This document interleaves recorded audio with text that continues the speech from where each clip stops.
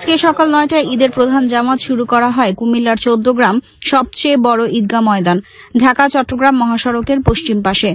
কালিকাপুর ইউনিয়নের কাশীপুর গ্রাম রাজার মাঠ দিঘির পাড়ে অনুষ্ঠিত হয় এই ঈদের জামাত। নামাজি ইমামতি করেন মাওলানা আব্দুর রাজ্জাক সাহেব, সাবেক হেড মুহাদ্দিস, কুমিল্লা আউলিয়া মাদ্রাসা। নামাজ শেষে দেশ জাতি মুসলিম উম্মার শান্তির সমৃদ্ধি কামনা করে বিশেষ মোনাজাত করা হয়। আয়োজকদের দাবি, এবারে ঈদ জামাতে লাখেরও বেশি মানুষ অংশগ্রহণ করেছেন। সকাল থেকে বিভিন্ন পথ জুড়ে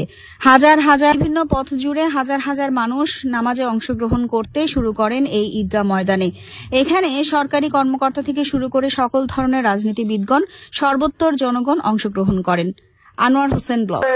তিনি যেই কথাটা আমাকে বলতেন, উনি বলতেন, ইমাম সাহেব সুন্দর জামাত হয়েছে, বলুন আলহামদুলিল্লাহ। এই জামাতকে সুন্দর আপনারা বলেন কিনা বলেন? এখন আপনাদের কাছে সুন্দর লাগতেছে কিনা বলেন?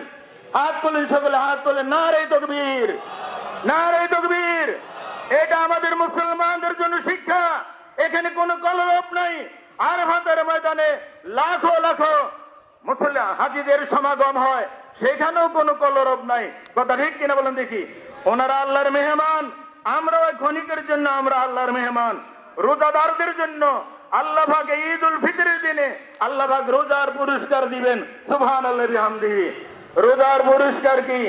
জাহান্নাম থেকে নিষ্কৃতি। কথা ঠিক কিনা বলেন দেখি?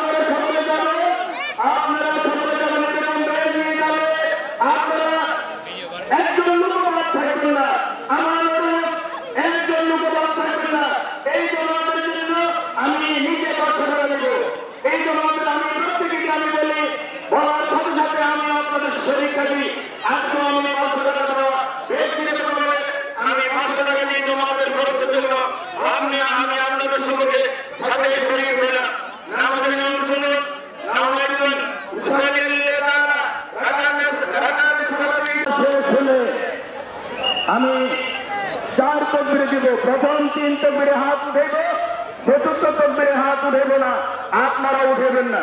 বুঝতে পারছি কিনা বলেন দেখি? এখানে নামাজ আরম্ভ হবে। আমরা আছি